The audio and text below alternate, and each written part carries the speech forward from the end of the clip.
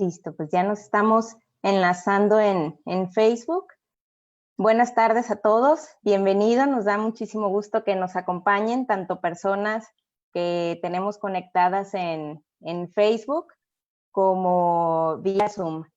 Pues queremos darles la bienvenida al segundo módulo de manejo de resistencia a insecticidas. Nos da muchísimo gusto que nos acompañen el día de hoy. Gracias por estar una vez más con nosotros. Pues bueno, ya sin más preámbulo, vamos a dar inicio a la charla que tenemos con el doctor Concho. Vamos a arrancar con este videíto.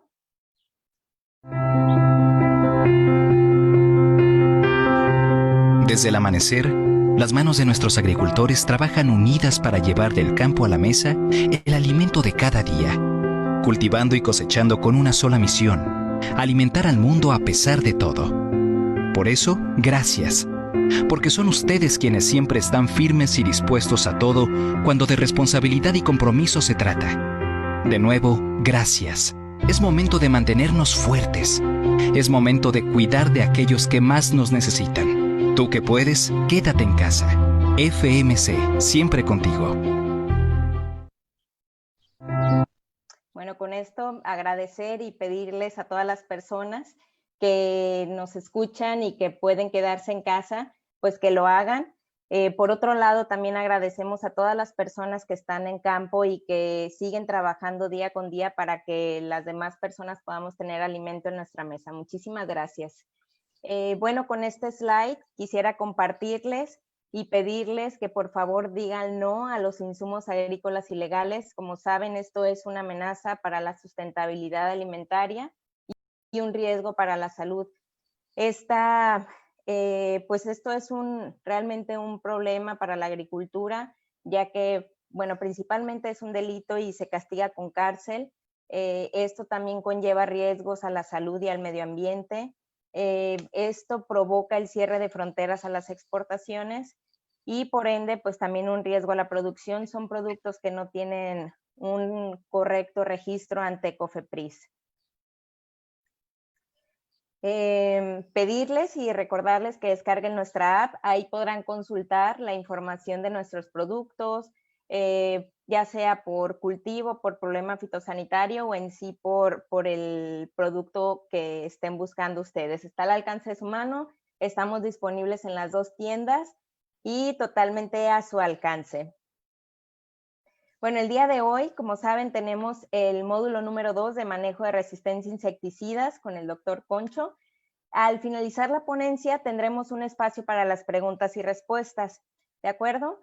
Saben también que pueden enviarnos sus comentarios o sus dudas al correo de contacto mexico@fmc.com. Nos pueden dejar sus sugerencias también en los comentarios de la transmisión en Facebook. Siéntanse libres de pedirnos algún tema que les sea de su interés. Y recordarles que este jueves 14 de mayo tenemos ya el último módulo del taller de barrenadores y el viernes 15 tendremos una conferencia de biología, hábitos y daño del gusano cogollero por el doctor Edgardo Cortés, igual a las 5 de la tarde, hora del centro de México. Bueno, ya sin más preámbulos, les presento al doctor Concho, que es nuestro ponente del taller. Él es agrónomo especialista en parasitología agrícola, egresado de la Universidad Autónoma de Chapingo. Ha realizado sus estudios de maestría en entomología en el Colegio de Posgraduados. Es doctor en filosofía en University of California en Riverside. Ha sido galardonado por la empresa de Meylan Star Rose de Francia por el valioso apoyo a la superación de los rosicultores de América Latina. Tiene patentados 2 insecticidas de uso agrícola, ha sido profesor invitado en la Universidad Autónoma de Chapingo, actualmente es profesor investigador titular del posgrado en entomología y acarología, es autor de más de 100 artículos científicos publicados en revistas internacionales y ha sido conferencista en México, Nicaragua, Ecuador, Chile, Alemania, Estados Unidos e Inglaterra, de donde varios países que mencioné nos escuchan. Y bueno, sin más, le cedo la palabra al doctor, nada más recordando que el día de hoy veremos origen y evolución de la resistencia a insecticidas Y bueno, han habido algunos detallitos con el internet, entonces les pedimos que si por algo sucede alguna caída de la señal, sean pacientes y nos esperen y nos conectaremos tan pronto nos sea posible. Muchísimas gracias. Pues doctor, le cedo la pantalla, toda suya. Muchas gracias. Sí, sí alcanzan a ver la pantalla. Sí, correcto. Miren, vamos a hablar de un tema interesante que nos ocupa y que nos preocupa. ¿Cuál es el origen y evolución de los alelos de resistencia? ¿De dónde salen esas enormes capacidades de los insectos para soportar las dosis que aplicamos comercialmente en campo? Miren, hoy quiero hacer también un honor a la persona que aportó a los diseños experimentales a la agricultura y que de ahí se extendieron a todas las ramas de la ciencia. Es el doctor Ronald Fisher, que trabajó en la en la Estación Experimental de Rothamsted en Inglaterra. Su oficina todavía la conservan. Le tomé yo esta foto a la silla. Es una silla, me parece medio incómoda, así es de que no hay que quejarnos mucho de la silla que tengamos. Si se acuerdan ustedes de la prueba de F en los diseños experimentales, es en honor a Ronald Fisher y esta es la calculadora que él usaba. Es una calculadora muy pesada y solo hacía las operaciones básicas. Miren, si tienen oportunidad de comprarse un libro de Ikigai, una filosofía oriental japonesa, se los recomiendo. Aquí, para tener éxito en la vida y para ser feliz, el éxito es lograr lo que quieras y felicidad es querer lo que logras. Entonces el éxito es el 50% de este asunto y la felicidad el otro 50%. Primero, dedícate a lo que amas. Te tiene que gustar mucho lo que haces. Pero de lo que amas, dedícate a lo que eres bueno. A mí me gusta el soccer, pero pues ¿de dónde voy a jugar soccer? Pues no soy bueno para eso. Entonces hay que dedicarse dentro de lo que amas a lo que eres bueno. Y dentro de lo que eres bueno, pues si te dedicas a ciertas cosas, más vale que tengas mucho dinero ahorrado, porque si no, no vas a tener de dónde comer. Dentro de lo que eres bueno, busca lo que necesita el mundo. ¿Qué es lo que necesita el mundo? Y dentro de lo que necesita, lo que te puede pagar. Y aquí ves todas las interacciones entre lo que amas y lo que eres bueno se llama pasión. Entre lo que necesita el mundo y lo que amas se llama misión. Entre lo que necesita el mundo y lo que te pueden pagar por ello se llama vocación. Y entre lo que eres bueno y lo que te pueden pagar es la profesión. Y la interacción de todo esto se llama Ikigai. Miren, esta es una fotografía que me regaló el doctor Ángel Lagunas Tejeda. Es en Córdoba, Veracruz, México. Es tomate rojo, jitomate, pero aquí, esta es araña roja. Aquí no podríamos decir exactamente que el jitomate tiene araña roja, más bien la araña roja tiene jitomate. Vean la densidad que logran. Y esta es una panorámica de todo el invernadero. Pues lo dejaron avanzar, se fue, ni modo. Y aquí vemos el proceso de evolución de la resistencia. Empiezan imagínense que esta área es una zona agrícola amplia, no sé, 1,000, 5,000, 10,000 hectáreas. Y empieza la resistencia en algún lugar. En algún lugar empiezan a aparecer individuos con la capacidad genética de soportar una aplicación comercial. Después aparece en otro lugar, en otro lugar, en otro lugar, hasta que el producto virtualmente no sirve en ninguna zona. Este es el proceso de evolución de la resistencia. Y hay que estar atentos a cómo va cambiando, porque necesitamos ir tomando datos de la parcela. De lo contrario, no nos vamos a dar cuenta a qué horas están ocurriendo esos cambios. Y bueno, un individuo, ¿por qué es resistente? O sea, ¿de dónde saca esas competencias? Los plaguicidas, en este caso particular, hablando de los insecticidas, para ejercer su acción tóxica, tienen que interaccionar con una proteína de muchas maneras, pero finalmente se las ven con una proteína. ¿Y quién codifica las proteínas? El ADN. En el ADN, ahí está el secreto de la resistencia. El ADN es el material genético heredable que se encuentra en el núcleo de la célula y tiene tres componentes principales. Aquí vemos un grupo fosfato, un azúcar y una base nitrogenada. El azúcar y el fosfato son elementos estructurales, pero la base nitrogenada puede cambiar. Y tenemos básicamente, bueno, tenemos 4 bases nitrogenadas en el ADN: la adenina, la guanina, la timina y la citosina.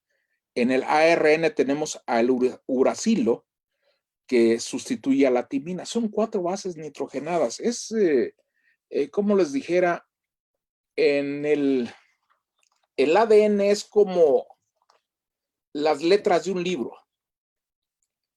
Tenemos 29 letras, si mal no recuerdo.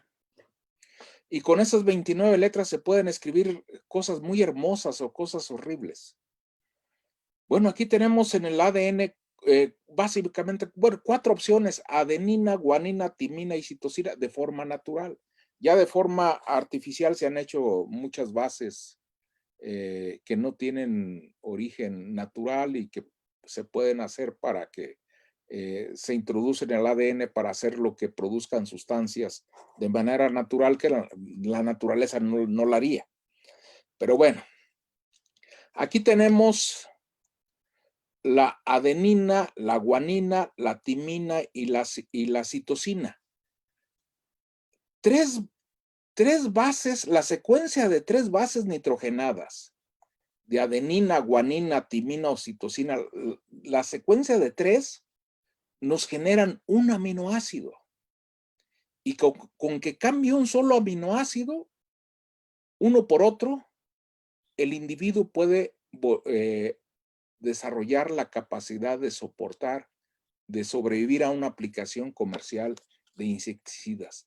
Estas bases se pueden sustituir una por otra, se puede insertar una o se puede eliminar otra. Aquí pongo un ejemplo en una frase de cómo puede funcionar una sustitución, inserción, eliminación o sin sentido de una base nitrogenada del ADN y cómo cambia diametralmente el sentido de las cosas. Por ejemplo, en la primera frase dice: entre los individuos como entre las naciones el respeto al derecho ajeno es la paz. Pero aquí lo sustituimos y decimos: es mentira. Cambia el sentido de las cosas. Ahora, una inserción, dice la frase te amo. Pues ¿quién no quisiera recibir una frase de esas, no? Pero alguien le inserta la palabra no y ya se imaginarán cómo cambia diametralmente. Y nos vamos a cosas más peliagudas, más complicadas. Imagínense que estamos en una revolución, como la Revolución Mexicana, y se genera la orden, una orden para tratar a un preso. Y dice: la orden es que no lo matemos. Viene la orden de arriba y alguien elimina la palabra no y se entiende como que la orden es que lo matemos. Y puede haber un cambio que lleve a un sinsentido. ¿A dónde quiero ir con esto? Poco a poco vamos a ir entendiendo. El ADN está dentro del núcleo, no sale de ahí.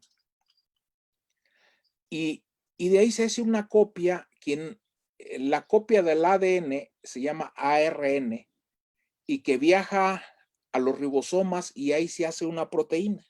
Hasta ahorita vamos bien. Miren, aquí vemos el código genético, que es la correlación entre las bases nitrogenadas y el aminoácido que producen en una proteína. Una proteína es una secuencia de aminoácidos. Y el insecticida va a actuar en determinada proteína que está conformada obviamente de aminoácidos.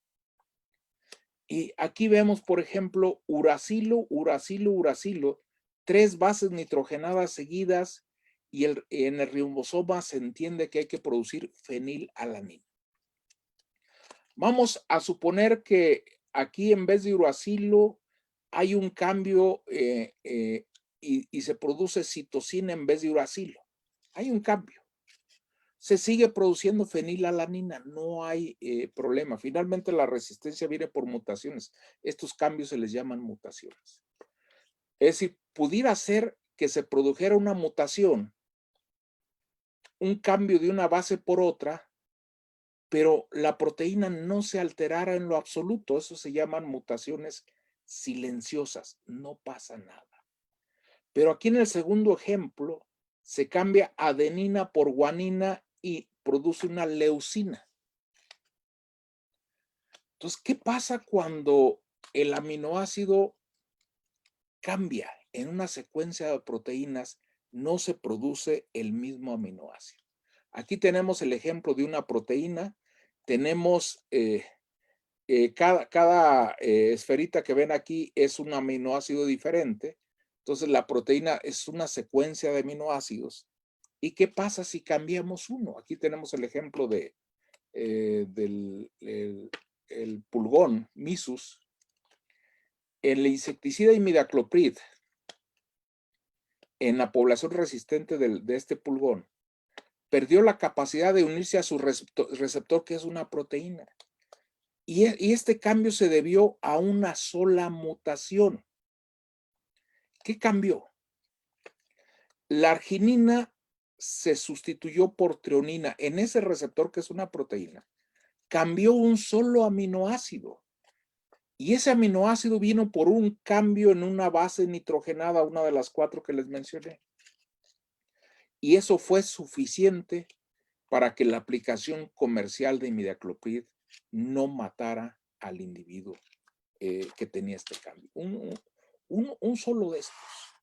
Ahora vemos en una especie que no es plaga que la sustitución de alanina por serina le da resistencia al dieldrin. Esta es la de las primeras ejemplos que tuvimos de esta naturaleza.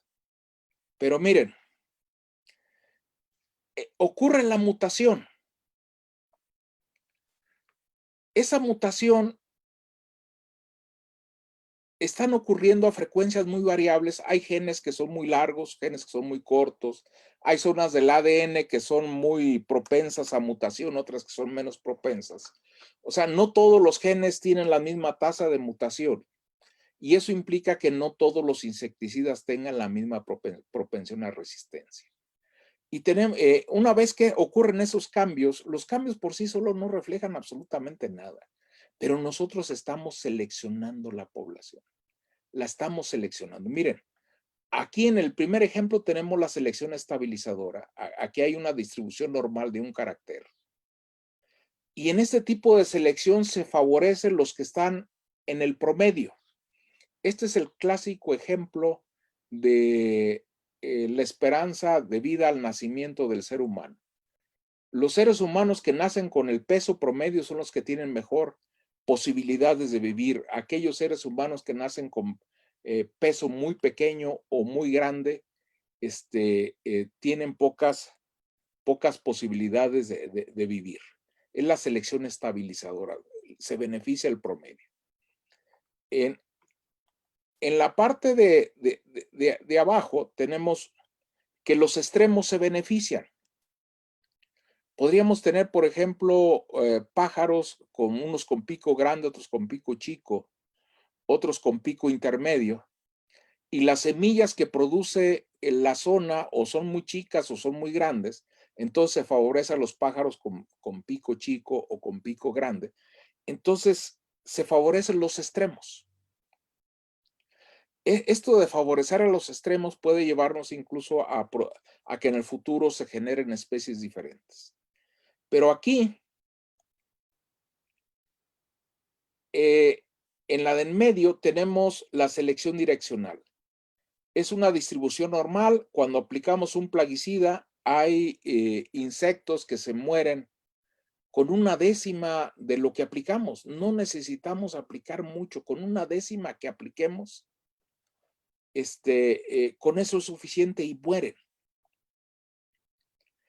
Otros mueren, la inmensa mayoría muere con la dosis promedio, que normalmente es la que aplicamos. Pero hay algunos que necesitan dosis muy altas para morir. Y no nos preocupamos por matarlos, porque de hecho son tan poquitos y ni los vemos después de la aplicación. Podemos decir que la aplicación fue exitosa. Nosotros esos poquitos que sobreviven no los vemos.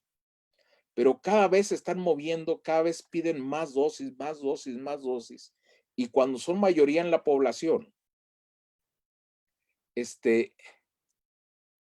ya no los podemos controlar. Ese es el problema.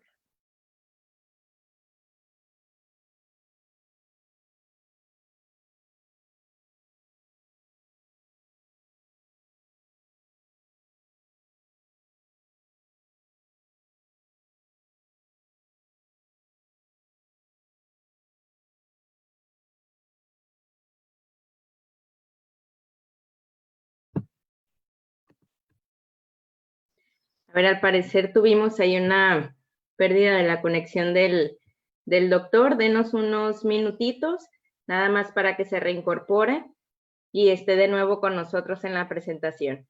Unos segunditos nada más, por favor.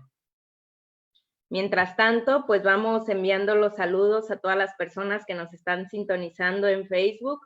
Un saludo para nuestros amigos de Guatemala, de Honduras, de Nicaragua, de República Dominicana, gente también que nos escucha acá en México, en Michoacán, Jalisco, desde Sinaloa, un saludo para todos.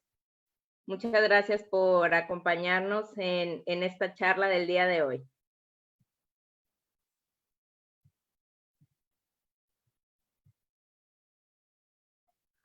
Ya estamos aquí. Miren. Listo, ya lo tenemos de vuelta, doctor. Lo perdimos unos instantes. Unos instantes, miren. Aquí de izquierda a derecha vemos el proceso del tiempo que transcurre usando un determinado insecticida. Aquí en la primera parte hago el ejemplo de un insecticida nuevo que no es afectado por la resistencia que exista a los anteriores. Lo aplicamos y los blancos estos son individuos homocigotos susceptibles, completamente susceptibles. Y aquí pongo el heterocigoto en gris. Son tan poquitos los heterocigotos que no van a afectar el nivel de eficacia biológica que tengamos. Y es más, si ese heterocigoto, la herencia es recesiva, es decir, que se parece, el heterocigoto se parece en su respuesta a su padre susceptible, menos lo vamos a notar. Pero a medida que seguimos aplicando el producto, aparecen más grises, aparecen más homocigotos, perdón, más heterocigotos. Y al aparecer más heterocigotos, se incrementa la probabilidad de que un heterocigoto se encuentre con otro heterocigoto y nos produce lo que llamamos homocigoto resistente, que aquí están en negro, hasta que los homocigotos resistentes son tantos que ya no nos permiten tener control en campo.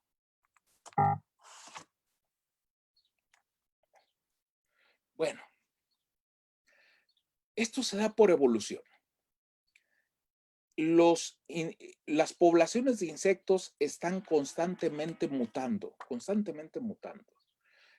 la mutación hacia resistencia se da en frecuencias de 1 por 10 a la menos 3 a 1 por 10 a la menos 3. 1 por 10 a la menos 3 sería el caso de Bacillus thuringiensis, que por cada 1000 individuos que nosotros vemos en ausencia de aplicación en poblaciones susceptibles, por cada 1000 individuos que vemos, uno es heterocigoto. Y por cada 1.000.000 de individuos, uno será homocigoto resistente. Estas poblaciones están mutando independientemente si usamos insecticidas o no. Si nos regresamos, por ejemplo, antes de que hubiera agricultura, la agricultura tendrá unos 10,000 años, pero imagínense que nos regresamos a 1 millón de años. y vemos dónde estaba el gusano cogollero, dónde estaba el pulgón missus, obviamente en plantas silvestres, esas poblaciones estaban mutando. La mutación a resistencia está en la frecuencia que les comenté, 1 por 10 a la menos 3 a 1 por 10 a la menos 3. Si nosotros seleccionamos, empezamos a concentrar esos resistentes. Entonces, la resistencia es un proceso evolutivo. Evolución significa cambio. Y la evolución, para estudiarla, la dividimos en macroevolución y en microevolución. En macroevolución son procesos de millones de años, procesos de especiación que llevan mucho tiempo, pero tienen una característica: no es repetible y no es reversible. En la microevolución son procesos muy rápidos que tienen que ver a nivel de población, ocurren en tiempo muy corto. Nosotros podemos ver cómo la población pasó de ser susceptible a resistente. Son tiempos muy cortos, son repetibles y son reversibles. ¿Qué quiere decir? Que una población resistente puede perder esa resistencia y la puede volver a ser resistente otra vez.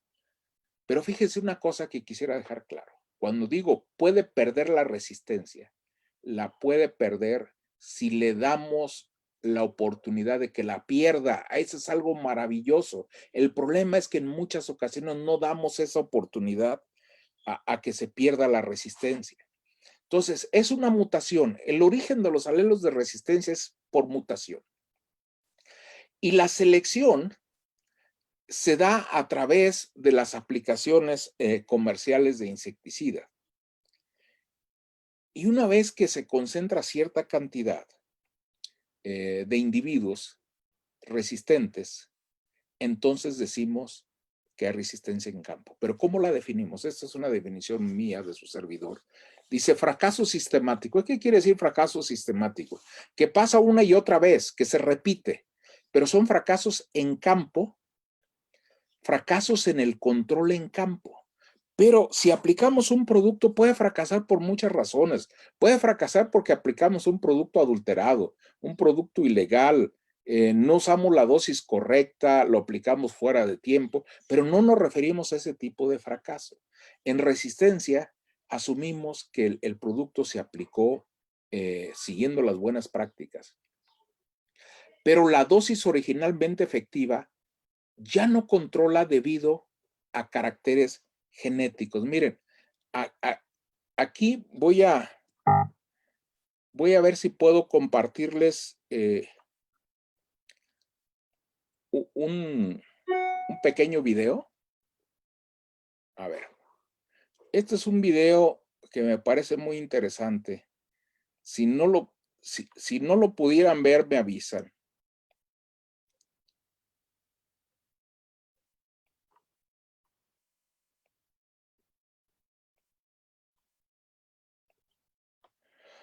Miren, aquí tenemos araña roja. ¿Sí alcanzan a ver el video, Wendy? Sí, sí se ve, doctor. Araña roja, pues la araña de 2 manchas, no se le ve nada raro, pero esto me gustaría que lo analizáramos, que no lo dejáramos pasar por alto. Aquí sí quiero dejar un poco de tiempo porque hablamos del fracaso de la dosis de campo, pero miren, ahí les va el video. Son videos que no sé si a veces me entristecen, pero bueno. Véanlo y lo discutimos luego.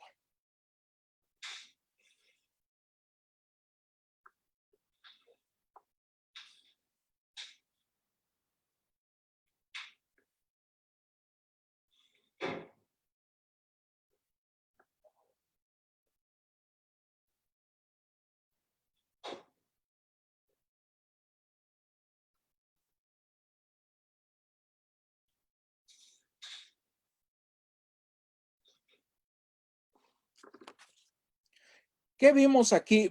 Lo voy a seguir pasando y voy a ir explicando. Miren, estos ácaros se trataron con fenpropatrin, que es un piretroide. El producto formulado es un concentrado emulsionable que viene al 38.5%. y se recomienda a 0.6 litros por hectárea, el Fempropatrin. Aquí lo aplicamos para frambuesa usando 1000 litros de agua. Entonces, en 1000 litros de agua, nosotros tenemos, vamos a suponer que preparamos el recipiente en 1000 litros de agua. Normalmente preparamos 200 o 100 litros de caldo de aplicación y lo repetimos, pero imagínense que tenemos 1000 litros de agua y ahí aplicamos el 0.6 litros de este compuesto, de este piretroide. Lo agitamos, claro, preparamos una premezcla, todo ese rollo. Pero si de esos 1000 litros que nos sirven para cubrir una hectárea, nosotros tomamos 1 litro, esa es la aplicación comercial. Ahí vamos a tener 225 miligramos de ingrediente activo por litro. 225 miligramos. Y a esa que corresponde a la aplicación comercial de 225 miligramos por litro ya en agua, pues, de caldo de aplicación. Tenemos que lograr el efecto del control, un control deseable. Estos son 30 minutos de exposición. Preparamos la concentración en unos recipientes y sumergimos discos de hoja de frijol, 3 a 5 segundos en una concentración respectiva. Pero estos ácaros no estuvieron expuestos a la aplicación comercial de 225 miligramos por litro, 225 miligramos de ingrediente activo por litro. No estuvieron expuestos a eso. Estuvieron expuestos a 16,000 miligramos por litro. Esta es una exposición de media hora. Vean ustedes cómo el resto de los ácaros está muerto, pero este ácaro está como si nada. ¿De dónde salió este demonio? ¿De dónde salió? Aquí estamos hablando de que del producto comercial, en vez de aplicar 0.6 litros por hectárea, equivale a que aplicáramos, a ver, déjame agarrar aire, déjame respirar, 42 litros de producto comercial por hectárea. Nadie en su sano juicio va a aplicar 42 litros de producto formulado por hectárea, pero este demonio que está aquí es capaz de soportarlo. Estos ácaros, ay Dios, ay Dios. Uno pensaría que son seleccionados en laboratorio, pero no. Estos los trajimos de Tlazazalca, Michoacán, del cultivo de frambuesa el año pasado. Y estábamos viendo en laboratorio de qué son capaces estos ácaros. ¿Cuál es la capacidad? ¿Qué armas portan? Hasta pronuncio mal el español. ¿Cómo es posible que este individuo pueda soportar el equivalente a 42 litros de producto formulado por hectárea y estar aún así vivo? No son poblaciones que nosotros seleccionamos en condiciones de laboratorio, que también ocurre. En el pasado, hace 15 años, seleccioné mosca blanca y tuvimos una raza de mosca blanca que la verdad la destruimos antes de que se nos viniera una huelga en la institución donde trabajo, se nos fuera a salir del laboratorio. Podía soportar hasta 600 litros de producto formulado por hectárea, es decir, no necesitabas ponerle agua directamente. Obviamente no había cultivo que lo soportara. En frambuesa, aquí comentamos que si subes la dosis, vas a chocar con residuos del producto en la cosecha. Ahora, si 0.6 litros son suficientes para tener un control exitoso de una población susceptible, le digo a mis amigos agricultores, a mis amigos técnicos, ¿qué tienes en la mente si tú piensas que subiendo la dosis vas a ir en camino correcto? Es posible que tengas recuperación temporal del control, pero este video nos hace saber de la enorme capacidad de los insectos plaga de soportar las aplicaciones de insecticidas en campo. Supera en mucho lo que nosotros podamos ofertar en términos de subir la dosis. Por lo tanto, uno de los evangelios que tenemos que aprender aquí es: no subas la dosis. Si subes la dosis, vamos en un camino adictivo en el cual no tenemos la menor posibilidad de ganar. No tenemos la menor posibilidad. Este individuo va a dejar hijos muy probablemente con una capacidad similar. ¿Qué ocurre cuando este individuo deja hijos y nosotros seguimos subiendo la dosis? Esos hijos dejan más hijos. Vamos a un callejón sin salida. Pero si nosotros, en vez de subir la dosis, apostamos a la rotación, cambiar de productos que no estén relacionados por mecanismos de resistencia, esa resistencia va a caer porque este individuo, estos pequeños demonios altamente resistentes, tienen problemas para vivir. Dejan menos hijos, ponen menos huevos, y de los huevos que ponen, muy pocos emergen. El siguiente estado biológico, muy poco emerge. Tienen problemas para vivir. Entonces, si dejamos de fastidiarlos con el mismo tipo de producto, esa resistencia va a caer. Va a caer y eventualmente en el futuro podemos volver a usar el mismo acaricida o el mismo insecticida que usábamos antes. La cuestión es no darle oportunidad a estos de que prosperen a través de las generaciones, no darles oportunidad. Y aquí hay otra cuestión todavía muy preocupante. Si bien es cierto que inicialmente los individuos resistentes tienen problemas para vivir, hablando en general, no solo de araña roja, hablando en general, tienen problemas para encontrar a su pareja, problemas para copular, problemas para alimentarse, dejan pocos hijos. Si nosotros insistimos, estos individuos resistentes van a recuperar sus competencias que tienen sus contrapartes susceptibles. ¿Qué quiere decir eso? Que van a dejar tantos hijos como dejan los susceptibles, se van a alimentar también como los susceptibles, y ahí obviamente vamos en un problema. Vamos a ver si ahora voy a regresar a las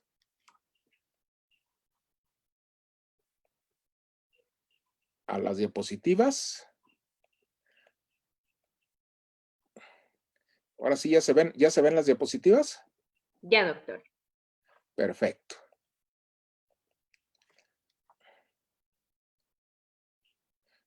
Nos quedamos en esta. Fracaso en campo de la dosis originalmente efectiva debido a la selección de uno o más caracteres genéticos heredables. Ya vimos en el ejemplo que las capacidades de las plagas son enormes. Rebasan en mucho nuestra capacidad de aumentar la dosis. Y fíjense, se aumenta la dosis o se aumenta la frecuencia de aplicaciones. Estamos en un callejón sin salida, incrementando costos de producción, riesgos al ambiente, riesgos a la salud humana. Y a pesar del aumento de dosis, no vamos a tener más de que inicialmente, si acaso, recuperaciones muy temporales del control. Y bueno, ¿y qué es una población altamente resistente?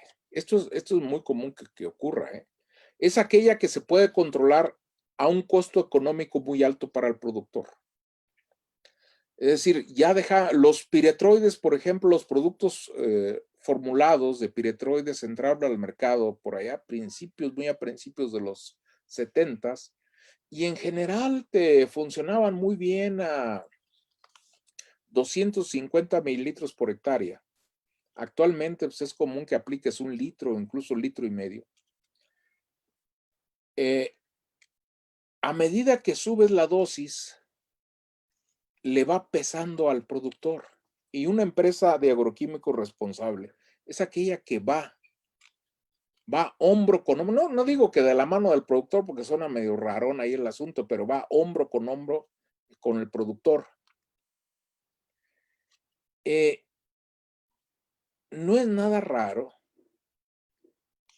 sobre todo en ornamentales, que el productor puede controlar la plaga, pero a un costo muy alto para él. Esa es una población altamente resistente.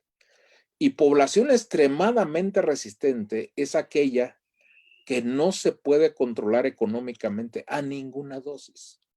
Para el caso de hortalizas, vamos a chocar con residuos, por eso no podemos subir la dosis.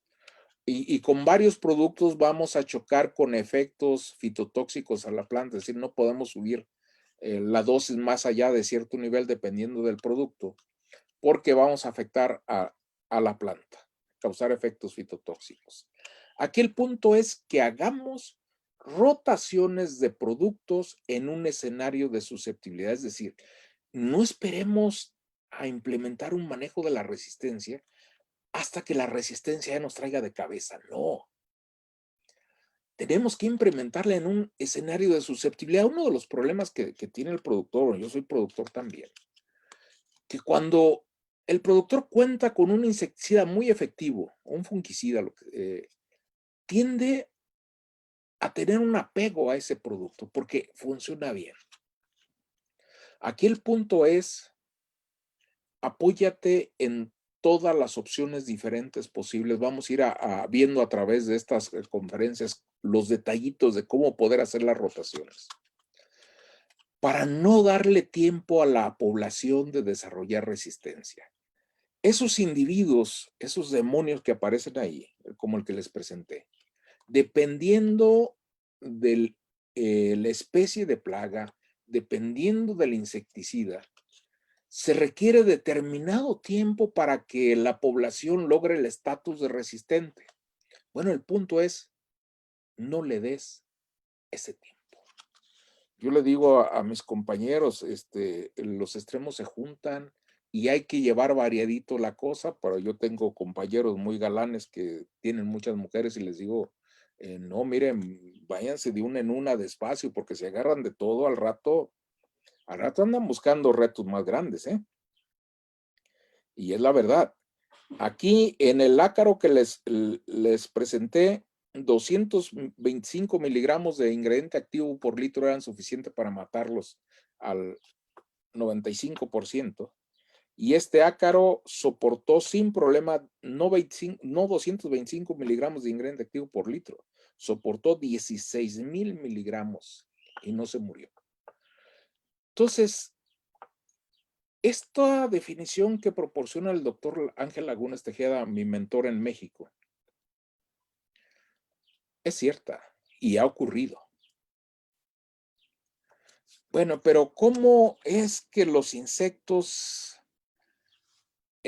pueden averiguársela para soportar esto? Tiene base genética. Digo, uno es regulación alterada de los genes. Los genes se pueden expresar una vez, muchas veces. De hecho, hay genes que regulan cuántas veces se deben expresar otros genes. Todos los genes de resistencia, en la mayoría de los casos, no son autónomos. Hay otros genes que definen cuántas veces se deben expresar. Entonces, si los genes de resistencia se expresan más seguido, hay posibilidad de producir, de tener los productos biológicos que le permitan sobrevivir. Otra de las posibilidades de las plagas es la habilidad de encender y apagar los genes. Les había comentado que el individuo resistente tiene problemas para vivir. Expresar esos genes les genera problemas. Puede ser una de los ejes que implique un derroche energético muy grande. Y la energía con que cuenta cada individuo depende del individuo, pero es un paquete energético definido a nivel individual. Entonces, si se requiere energía para defenderse, la tienen que sacar de otro lado.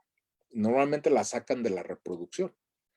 Entonces, tenemos ejemplos en mosquitos que transmiten enfermedades al ser humano, tenemos ejemplos en pulgones, tenemos varias plagas que desarrollan la habilidad de apagar y encender los genes. ¿Qué ventajas tiene esto?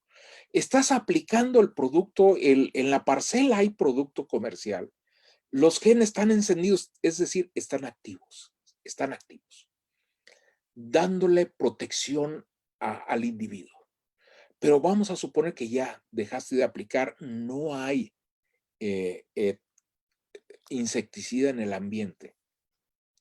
Ahí es donde el individuo resistente se ve que sufre más que el susceptible cuando no hay insecticida en el ambiente. ¿Qué hacen estos? Apagan los genes. Al apagar los genes, tienen una vida tan fácil o relativamente tan fácil como la tienen las contrapartes susceptibles. Es decir, recuperan su capacidad de encontrar a la pareja, su capacidad de poner huevos, se recuperan todas las competencias biológicas. Vuelves a aplicar este insecticida y la presencia del insecticida en el ambiente es un estímulo para que enciendan los genes y empiezan a producir los mecanismos para sobrevivir. La otra es amplificación génica. O sea, un individuo, si hablamos de insectos que son diploides, tienen un alelo de papá y otro de mamá. O sea, dos alelos. Un heterocigoto es el que tiene un alelo susceptible de un padre y un alelo resistente de otro padre, nada más tienen un solo alelo de resistencia. Si es homocigoto resistente, quiere decir que el alelo de papá le da resistencia y el alelo de mamá también es homocigoto resistente. Bueno, hay casos donde el individuo, aunque sea homocigoto resistente, no le da para sobrevivir a una aplicación comercial, no le da. Y ocurre lo que se llama amplificación génica. En el caso de organofosforados, hemos visto que puede haber una amplificación génica hasta de 250 copias. ¿Qué quiere decir? El gen de resistencia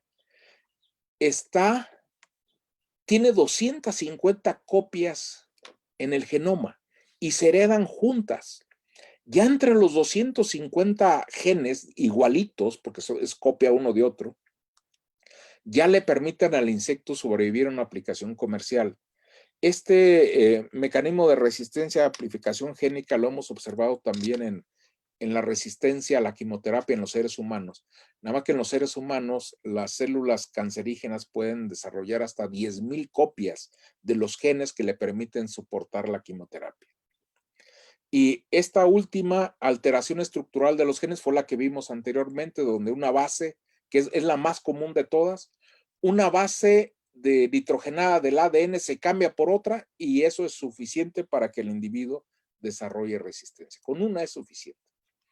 Y clasificamos a los mecanismos de resistencia en menores y en mayores. Esta clasificación tiene que ver con la capacidad de soportar una aplicación comercial.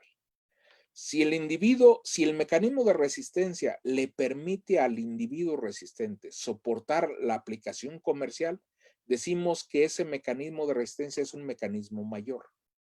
Si no le permite al individuo sobrevivir a una aplicación comercial, entonces decimos que es un mecanismo menor.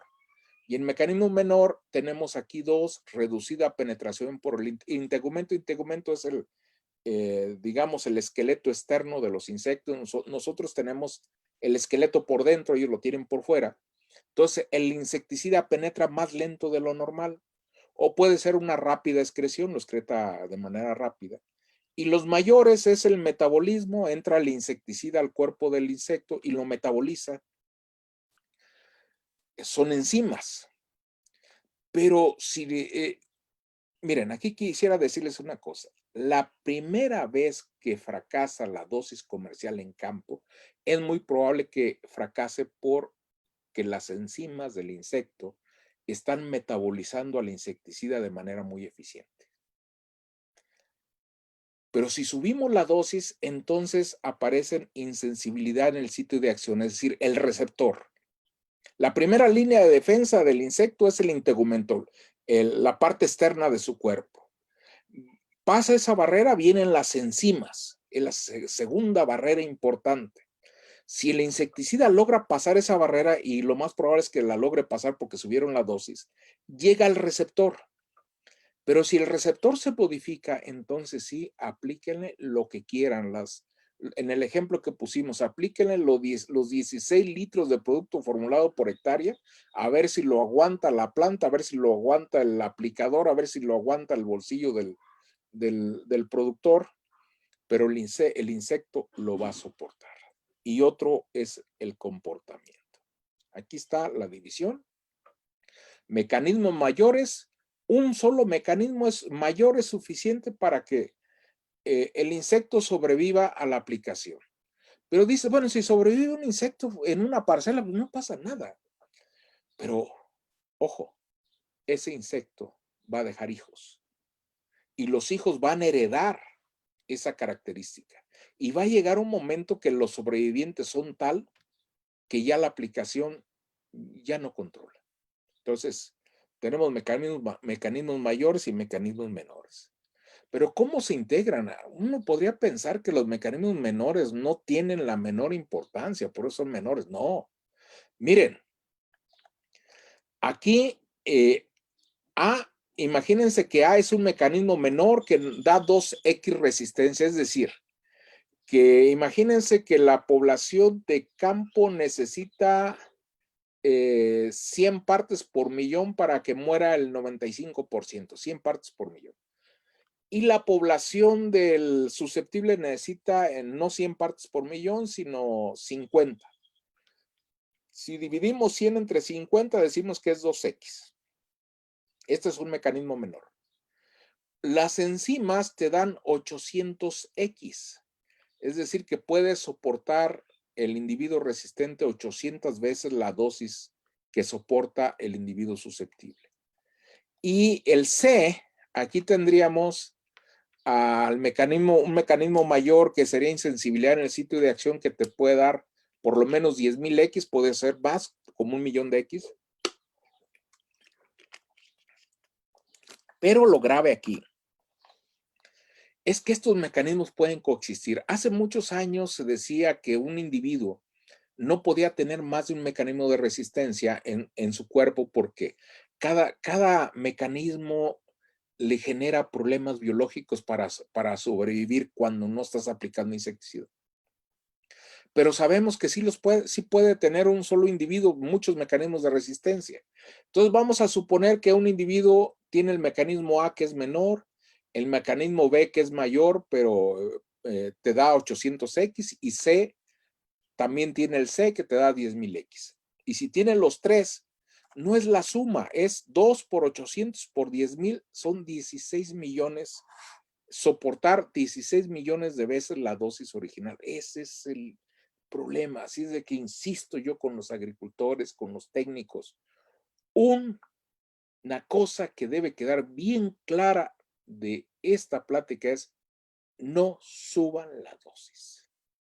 Si la dosis que tenía buen control observan que no funciona, no suban la dosis. Cambien a un producto no relacionado. Después vamos a ver cuáles son los relacionados y cuáles no. Cambien a un producto no relacionado.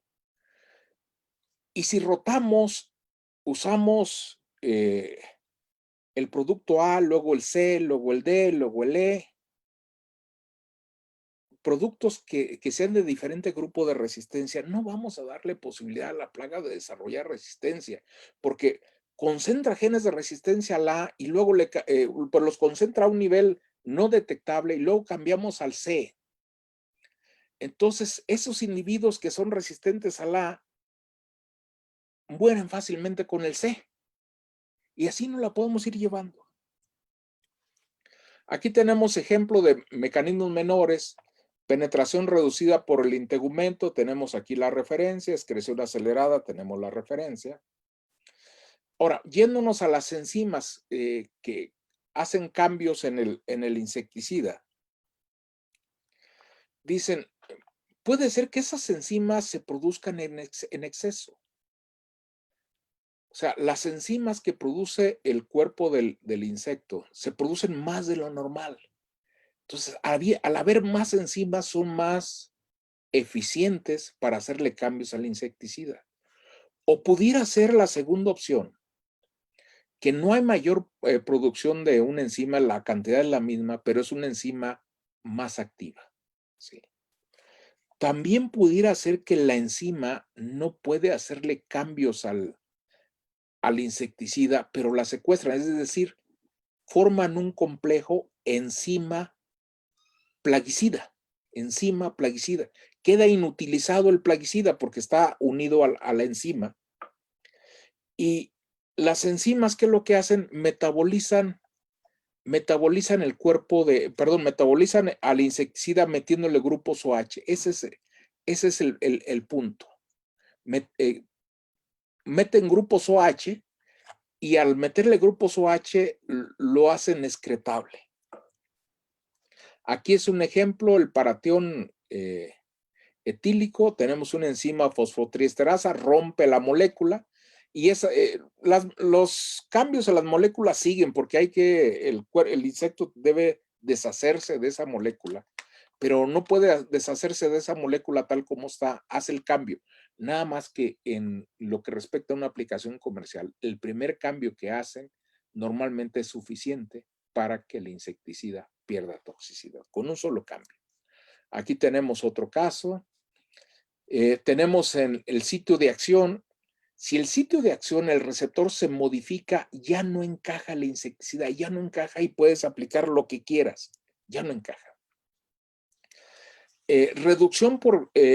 Mecanismos mayores, el comportamiento.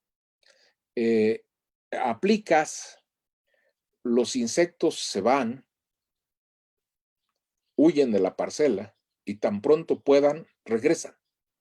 Pero hay que demostrar que esto tiene base genética y no es un comportamiento normal.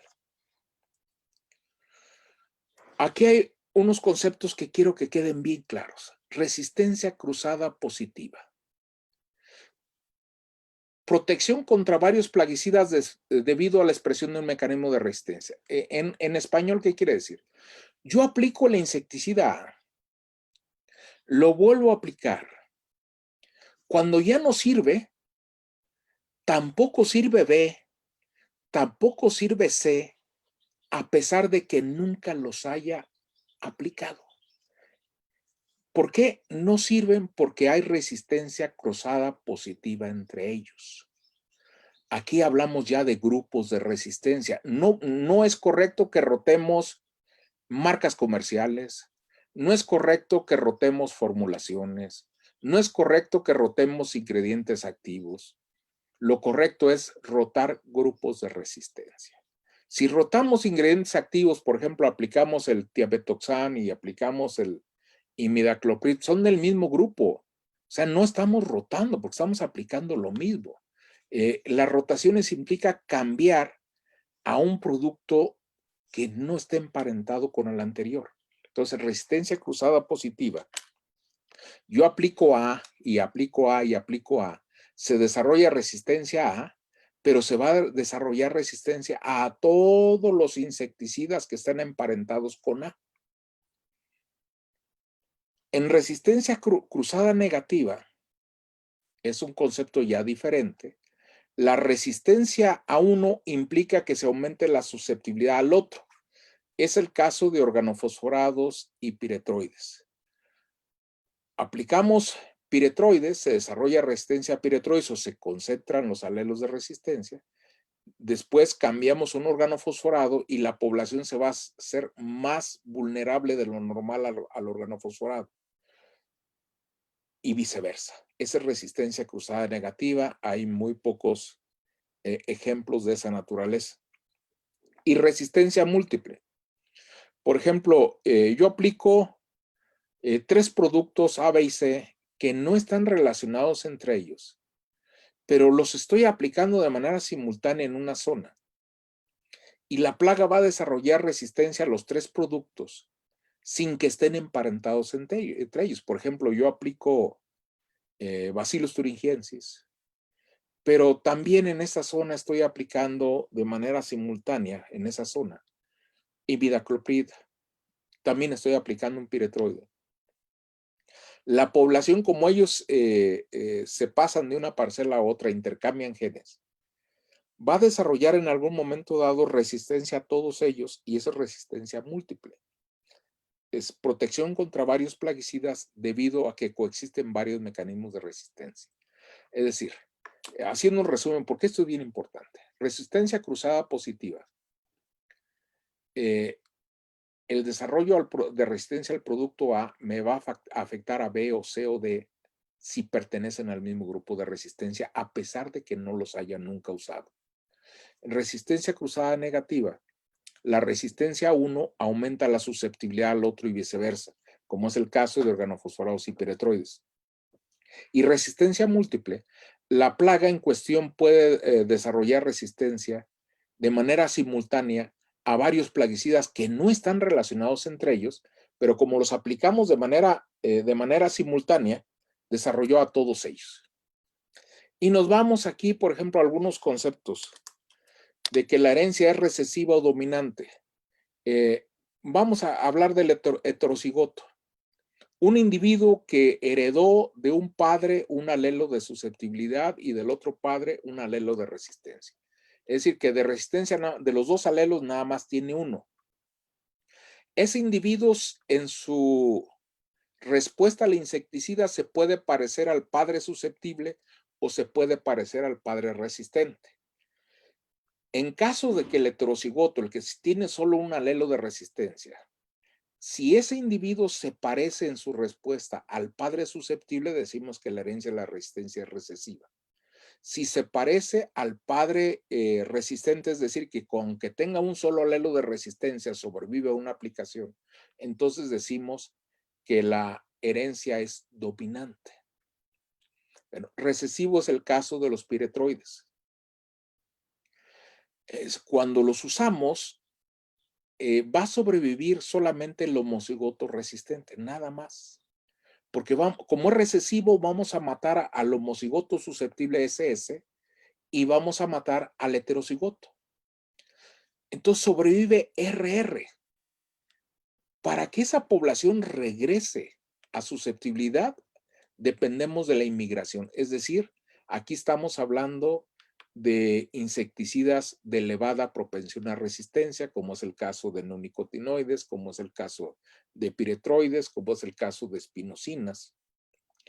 En caso contrario, cuando la herencia de la resistencia es dominante, significa que el heterocigoto, el que tiene un alelo de resistencia, nada más, se comporta como si fuera resistente. Entonces sobreviven a una aplicación el heterocigoto y el homocigoto resistente. Una vez que ellos sobreviven, dependemos de la inmigración de susceptibles, pero también dependemos de los que sobrevivieron, que son RS, que al copular con otro RS te generan los susceptibles. Aquí la herencia de la resistencia, perdón, la propensión a la resistencia es baja, como es el caso de organofosforados. Y nos vamos a heredabilidad. ¿Qué tan heredable es ese carácter? Si se fijan, por ejemplo, hay matrimonios donde el hijo es una copia idéntica del papá, tiene las orejas así enormes o algún carácter. Entonces, la heredabilidad es uno, total. Ahí esos casos son bonitos porque no necesitas hacer pruebas de paternidad. Dices, este niño pues tiene que ser de ese señor, no hay la menor duda. En el caso de insecticidas eso sería grave, no tenemos ningún caso de heredabilidad 1, pero entre más se acerque a 1, quiere decir que ese padre resistente va a tener hijos resistentes.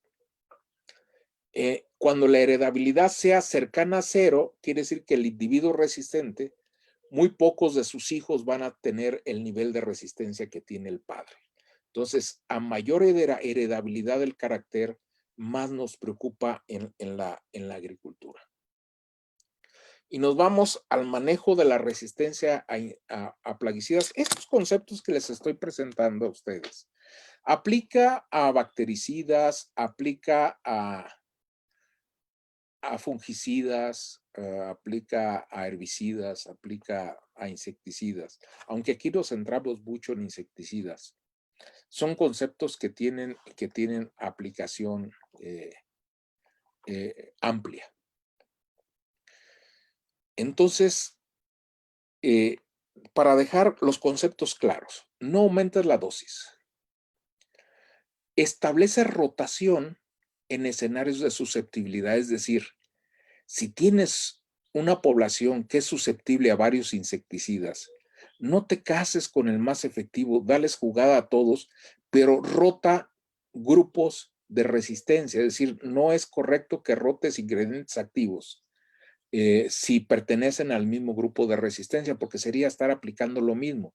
Tú rotas imidacloprid con tiametoxam, estás aplicando lo mismo. Desde el punto de vista de resistencia, no estás usando exactamente lo mismo desde el punto de vista de resistencia.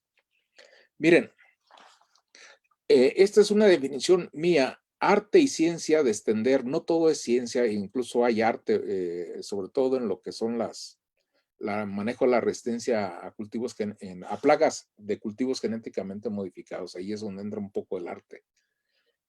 Pero miren, lo definimos, arte y ciencia, ¿para qué? Para extender la vida útil de un plaguicida. A los agricultores por cuestiones económicas, a los consumidores por cuestiones de salud, al ambiente, porque a todos nos importa, es conveniente extender la vida útil de los plaguicidas, pero a la dosis original. Entonces, es la ciencia de extender la vida útil a través del tiempo de un plaguicida mediante estrategias que mantengan esa frecuencia o esa intensidad en un nivel tolerable. Es decir, el hecho de que aparezca un pequeño demonio como los que les puse yo en la diapositiva, tampoco es, aunque sus capacidades son enormes, no hay la menor duda, son extraordinarias. No hay por qué preocuparnos si nosotros establecemos rotaciones. Los hijos, los nietos y los bisnietos de ese individuo, ese pequeño demonio, no tienen futuro si nosotros dejamos de atacar a la población con ese producto o con productos emparentados. No tiene futuro. A través del tiempo, esos individuos van a ir en frecuencia más baja, más baja, más baja, y eventualmente podemos regresar a usar ese insecticida, ¿sí? Entonces, hay que mantener la frecuencia a nivel bajo. Voy a hacer un pequeño resumen de todo esto. Los genes, los alelos de resistencia aparecen por mutación. Las poblaciones están constantemente mutando, no solo hacia resistencia a insecticidas, sino hacia todo, porque el futuro es incierto. El genoma no puede adivinar hacia dónde va la selección natural. Entonces, muta. Y los que sean capaces las mutaciones que sean favorables van a ser seleccionadas por la selección natural. En este caso es una selección artificial no intencionada. Entonces, con los plaguicidas vamos a seleccionar a esos mutantes que tienen esa capacidad. Inicialmente no nos vamos a dar cuenta de que estamos seleccionando, de que esos individuos sobreviven porque son tan poquitos en la población, que nosotros vamos a juzgar que la eficacia biológica fue excelentísima. Pero de seguir con el mismo producto, la frecuencia de esos resistentes va a ir cada vez más alta, más alta, más alta. Hasta que pues, no se ocupa que hagas estudios. A ojo te vas a dar cuenta que no controlas. El problema es que te vas a dar cuenta muy tarde. Hay que hacer los cambios antes de que puedan ser perceptibles, antes de que los puedas detectar. Por eso hay que establecer rotaciones. Eso es fundamental. Miren, aquí ya son en mi reloj las 6:15, ya es hora de pasar a las preguntas. Aquí estamos hasta ahorita como los ingleses, terminando exactamente a la hora. Este video yo se lo voy a pasar a FBC. No lo pude enviar por correo porque pues, está pesado y FBC verá si lo podría tener disponible. Nosotros no manejamos información confidencial. Es un video que tomó mi estudiante de maestría, Fernando Guasánchez, en su tesis de maestría. Ojalá pudiera estar disponible y les paso los datos de ese individuo que sobrevive, qué capacidades tiene. Pues estamos abiertos a alguna pregunta si tienen. Muchas gracias, doctor. Pues sí, ya tenemos algunas preguntas. Arrancamos con esta que dice, cuando se habla de rotación, ¿qué número de mezclas se deben considerar? ¿2 es suficiente? ¿Qué número de mezclas o qué número de cambios? Pues nos pusieron mezclas. Miren, las mezclas son útiles cuando tenemos un problema grave o una plaga de cierta consideración, pero la rotamos. Podemos rotar las mezclas también. Vamos a ir, ahorita a sentar las bases. En esta plática, es decir, vamos a establecer rotaciones. En pláticas posteriores ya vamos a ver los detalles de esas rotaciones. Poco a poco las vamos a ir armando. Ahorita es importante que sepamos de dónde salen esos alelos, cómo es que se concentran y cómo es que le pueden dar las capacidades a un individuo de soportar una aplicación comercial. Después, en la próxima, vemos modo de acción de los productos y la siguiente, en la última, ya vamos a ver los detallitos de las rotaciones.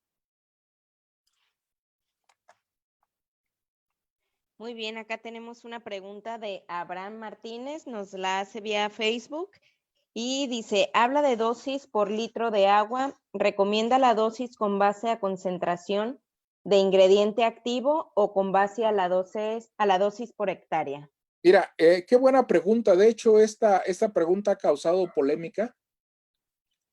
Yo en lo personal voy por la concentración, no por la expresión de la dosis en litros por hectárea, excepto si estamos hablando de herbicidas preemergentes.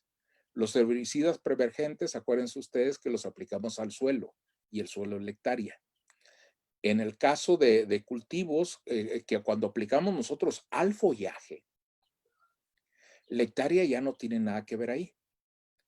En estudios que hemos hecho, cuando la relación entre la dosis y la mortalidad, que nos da una línea, la graficamos en papel Provit, es un papel muy especial que se lo puedo mandar a FMC, ese papel Provit, para que si puede lo distribuya a quien lo quiera. Si esa relación nos da una línea muy vertical, muy horizontal, muy acostada, no va a haber diferencia no hace diferencia que lo manejes en litros por hectárea o kilogramos por hectárea de concentración. Pero si hay una pendiente importante, entonces sí va a hacer mucha diferencia. Y hay otra cosa, la mayoría de nuestros agricultores no calibra, esa es una realidad, no calibra. Entonces, si manejamos en concentración, obviamente de una forma práctica, que le digas al agricultor 1 litro en 100 litros de agua, tantos mililitros por bomba, etcétera, podemos por lo menos asegurarnos que lo que el agricultor lleva en el tanque y en la mochila, en el equipo montado al tractor, es muy similar a lo que la empresa recomienda. Porque si lo recomendamos en litros o kilogramos por hectárea, tiene ese inconveniente adicional que lo que lleve la mochila, lo que lleve el tanque, ya en condiciones reales de campo va a tener una variabilidad muy grande y eso se nos va a reflejar en cuestiones de control, ya sea que no logremos el control o que estemos tirando el dinero aplicando de más. Muchas gracias, doctor. Aquí tenemos otra pregunta. Buenas tardes, doctor Rodríguez.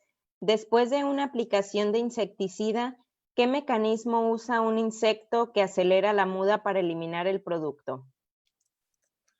Mira, la muda es el cambio de instar, eso solo aplica en larvas y aplicaría a productos que afecten precisamente ese fenómeno. Hemos observado que si nosotros aplicamos productos de esa naturaleza, podríamos acelerar estos procesos, pero en realidad, ¿cómo te puedo decir? Tú aplicas una hormona juvenil, por ejemplo, que es el que define el paso de larva a pupa. En la larva, la cantidad de hormona juvenil baja de manera natural a medida que la larva se acerca a su final de desarrollo. Tú la aplicas, entonces vas a generar la orden de mantenerse como larva, pero las demás órdenes dicen lo contrario y queda a la mitad. Lo mismo cuando hay muda de un instar a otro. Si aplicamos un producto que inhiba ese proceso, vamos a generar un desbalance fisiológico y la larva muere en ese proceso. ¿Que se aceleran? Sí, no solo eso, también pueden acelerar dejar hijos, los dejan más pronto, eso incluso pasa hasta en el ser humano, es una discusión interesante.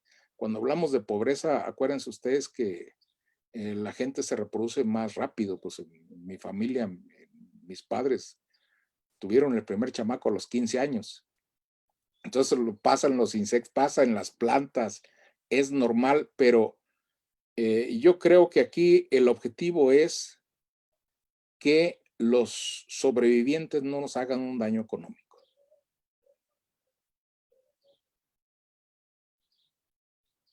Muchas gracias. Acá tenemos otra pregunta de Luis Fernando Avendaño.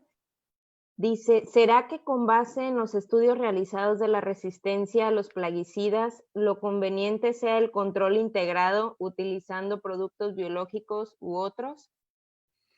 Mira, el manejo integrado de plagas es muy deseable cuando el tamaño del problema es muy grande. Contrario a lo que se piensa, no es necesario el manejo integrado en todos los casos. Te voy a poner la situación del minador del crisantemo en crisantemo. Varios de nuestros agricultores aquí del Estado de México adoptaron la tecnología que desarrollamos del aspirado entomológico. El aspirado entomológico por sí solo es suficiente para enfrentar un problema del minador del crisantemo. Y el uso de plaguicidas se va a cero y con esa medida es suficiente. En otros casos sí es necesario. Tienes el Trips and Berries, por ejemplo, que ahí les llevé un planteamiento muy interesante. Algunas cosas ya las están haciendo. Los agentes de control biológico juegan un papel fundamental, sobre todo a los inicios. Les comenté la reunión pasada de lo que ha hecho Texas respecto al impacto inicial de plaguicidas de amplio espectro. Acabas con la fauna benéfica en algodonero y te va peor. Entonces, hay una serie de medidas que podemos hacer en manejo integrado, pero no tiene que ser algo necesariamente muy complejo. Y el manejo integrado es muy interesante. Ojalá algún día pueda darles un curso de esta naturaleza. Tiene limitantes también que son sociales, que son culturales. Por ejemplo, para el combate, no sé si se los comenté la vez pasada, del Guanlong de la bacteria en los cítricos, la inserción de genes humanos que producen antibióticos y que circulan en toda la planta acaban con las bacterias. Entonces, es una tecnología mexicana de la doctora Beatriz Choconosle, del Instituto de Biotecnología de la UNAM. Todos los problemas de bacterias en los en los cultivos pueden solucionarse con genes humanos, de ciertos genes humanos, obviamente, pero pues culturalmente no va a ser aceptable, entonces no es un camino. En manejo integrado es interesante cómo podemos nosotros convivir con plagas de grandes ligas y, por cierto, son las que vienen con el cambio climático. Vienen problemas muy severos y el manejo integrado es un camino a ellos. De hecho, el manejo de la resistencia debe estar cubierto, debe estar bajo la sombrilla del MIP, fundamental. Y dentro del MIP no se les olvide una cosa, el corazón del manejo integrado es la nutrición del cultivo. Si el cultivo no está bien nutrido, va a estar complicado que hablemos de integrar medidas. Muchas gracias, doctor. Justo tenemos una pregunta relacionada con lo que acaba de decir. Nos pregunta Luis Fernando Avendaño, ¿cómo está afectando el cambio climático en los mecanismos de resistencia en las plagas?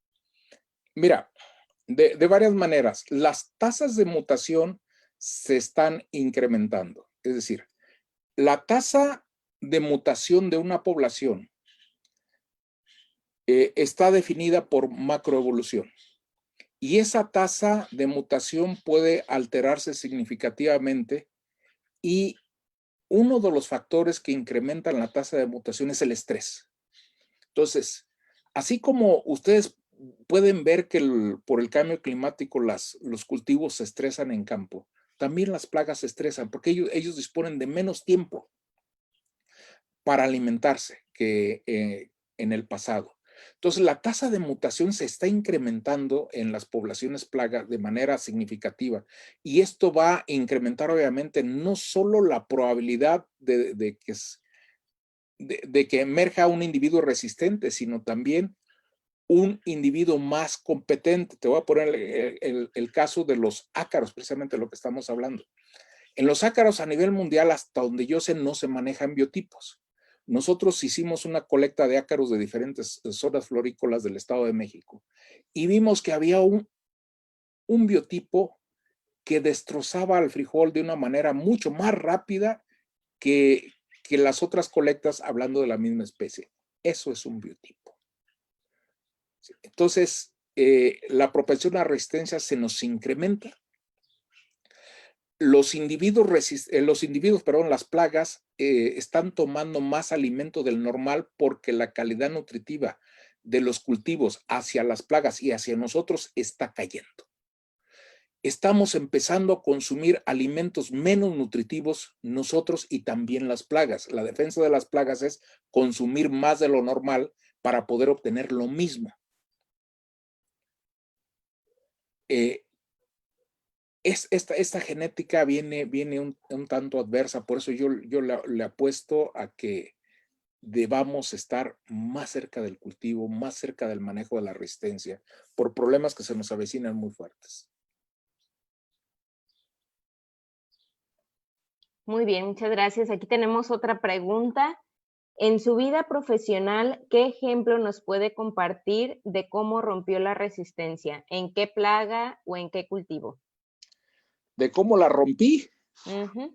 Mira, eso va a ser no en la que viene, sino en la última. Ahí voy a presentar alternativas. En el caso de TRIPS, la tecnología que desarrollé y que nos ahorra 52 aplicaciones contra TRIPS en ornamentales.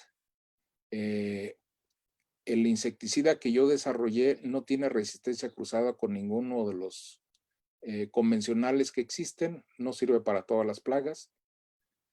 Estoy en proceso de desarrollar otro, tiene mecanismos de acción físicos, 6 mecanismos diferentes, entonces donde sirve esperamos que nunca verlo perecer a manos de la resistencia, porque yo estimo que tardarían las plagas entre 100 y 150 años en desarrollarla, pero pues tampoco espero tener el mercado completo de eso.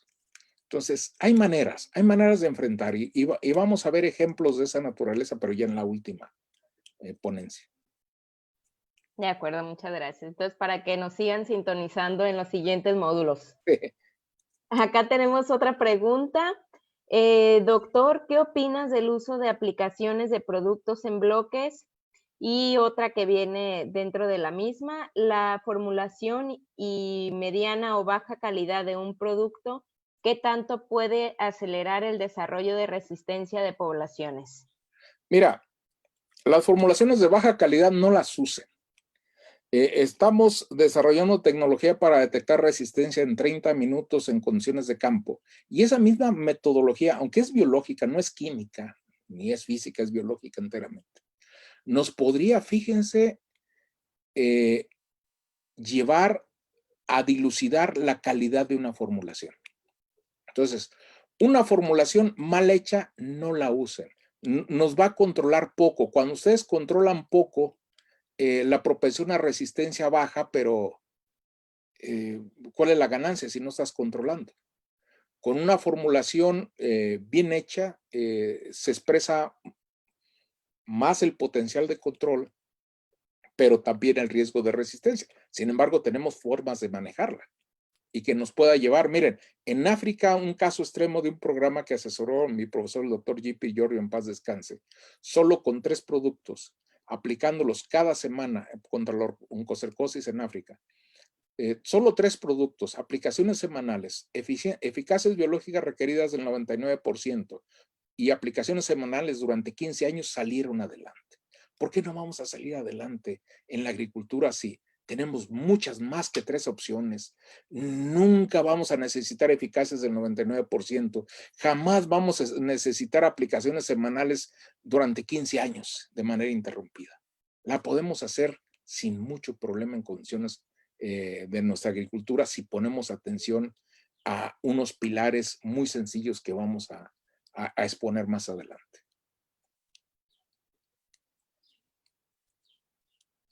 De acuerdo, muchas gracias. Aquí tenemos un comentario de Víctor. No tengo ninguna pregunta, solo felicitarle por una excelente conferencia. Le comparto que también tenemos muy buenos comentarios en Facebook que agradecen su ponencia. Vamos con otra pregunta. Gracias. ¿Mande? Muchas gracias. No, usted. Nos pregunta Leonardo Lucero, ¿cuál es su opinión de los productos híbridos que mezclan ingredientes activos biológicos con ingredientes activos químicos? Mira, la mezcla que hagas, cualquier mezcla que hagas, tienes que revisar que tengas 3 tipos de compatibilidad: física, química y biológica.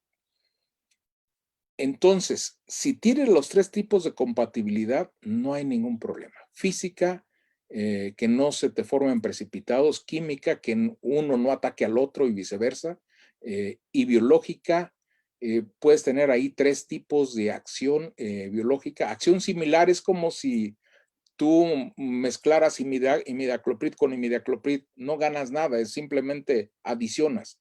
Es acción similar. Puedes tener en compatibilidad biológica acción similar que no ganas ni pierdes. Puedes tener antagonismo, que en la mezcla es menos efectiva que la suma de los 2 componentes aplicados por separado. Y lo deseable es que tengas potenciación, o sea, que la mezcla sea mucho más potente. Pero si los componentes de la mezcla van para diferentes cosas, esa es de bajo riesgo, esa no te preocupes de resistencia por ser mezcla.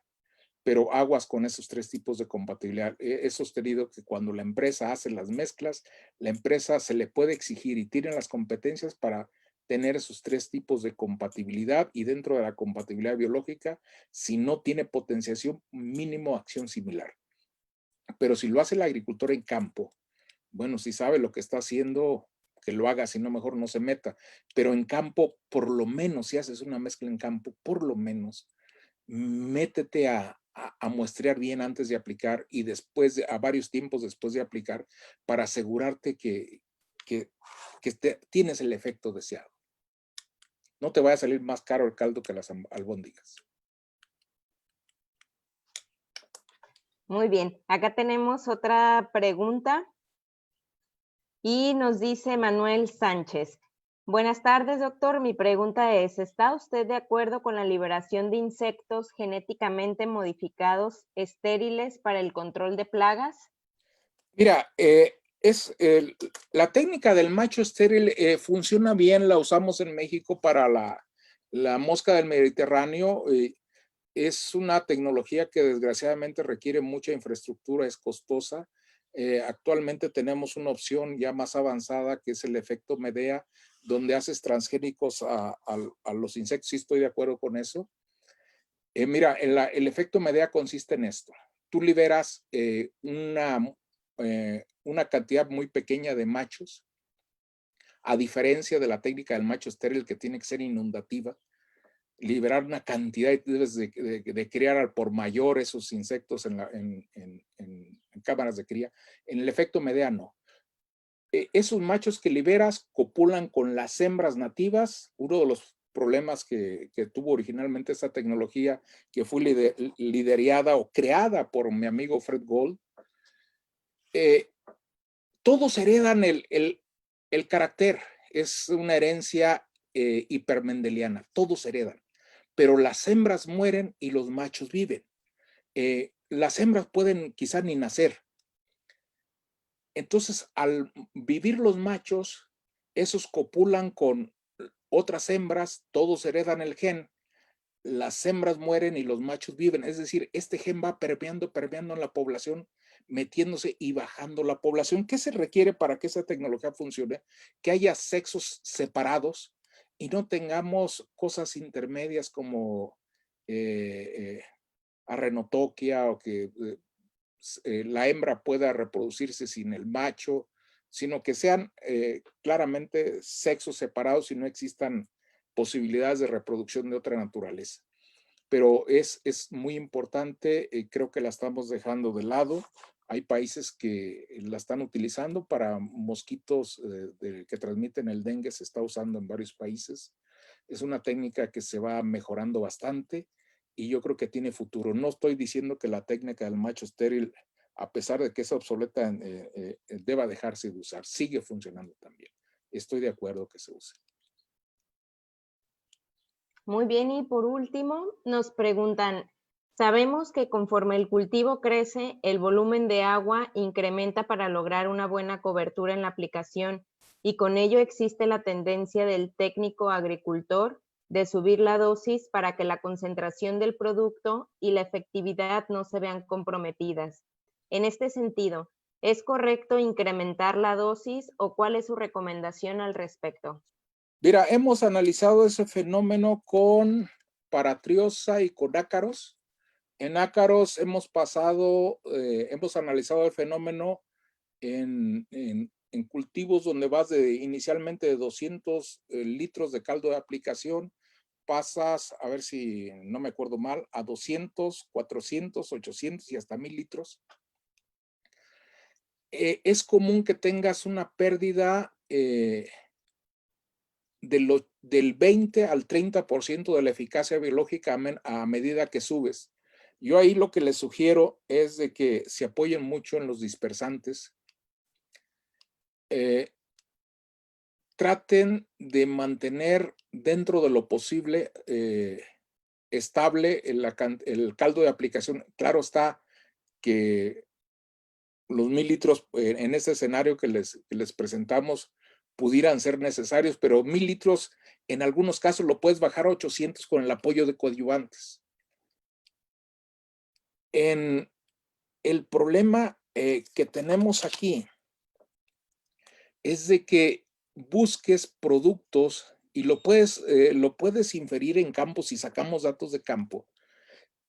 En aquellos productos donde la relación de la dosis con la mortalidad te da una línea un poco acostada, serían las opciones para aplicar cuando el follaje sea grande. Es decir, por ejemplo, yo a piretroides no le apostaría a niveles de caldos de aplicación muy elevados, pero hay otras opciones. Hay productos que no son afectados por este fenómeno y en su eficacia y hay otros que sí. Hay productos, por ejemplo, que tú puedes pasar de 300 litros a 800 litros por hectárea con la misma eficacia usando la misma dosis. Otros que son muy afectados, es común que pierdas 20 al 30%, pero eso lo tendrías que definir de manera particular con los insecticidas, con la plaga que te interesa en el lugar que te interesa. ¿Cómo lo puedes saber? Muestreando antes y después y sacando tus eficacias biológicas locales. Muy bien, pues muchísimas gracias, doctor. Antes de cerrar, quisiera enviar saludos a toda la gente que nos estuvo viendo a través de Facebook. Un saludo muy fuerte a toda la gente de Sinaloa, de Coahuila, de Veracruz, Oaxaca, Chiapas, Tamaulipas, Chihuahua, Puebla, Hidalgo y del Valle de México. Pues muchísimas gracias a todos por sintonizarnos el día de hoy. Tenemos muchísimas preguntas que quedaron pendientes en Facebook. Trataremos de responderlas tan pronto nos sea posible. En el video que se queda grabado del día de hoy, vamos a dejar el link donde ustedes podrán descargar la presentación y buscaremos también la manera de hacerles llegar el video que nos comentaba el doctor hace unos instantes. Y pues bueno, nada más, doctor. Si gusta agregar algo, queremos agradecerles este segundo módulo. Estamos pendientes para el tercero. Si nos pudiera adelantar qué vamos a ver en el siguiente, por favor. Mire, muchas gracias por su atención y esperamos seguirlos viendo. En el siguiente vamos a ver el modo de acción de los grupos más importantes de insecticidas. Tenemos 29 modos de acción y eso nos llevaría a una conferencia que duraría, yo calculo, como 10 horas, pero vamos a ver los más importantes, cómo actúan para que se den cuenta cómo unos le pegan a la plaga por un lado, otros por otro lado. Entonces hay que rotar productos que le peguen por un lado y cambiarlos por productos que le peguen por otro lado diferente. Entonces vamos a ver los detalles de cómo actúan. Excelente, pues muchísimas gracias. Entonces los invitamos a sintonizarnos el siguiente lunes. Un saludo para toda la gente de Centroamérica, de República Dominicana, que ahí nos siguen enviando sus saludos. Cualquier duda, comentario, recomendación que tengan, nos lo pueden dejar en el video que estamos transmitiendo vía Facebook.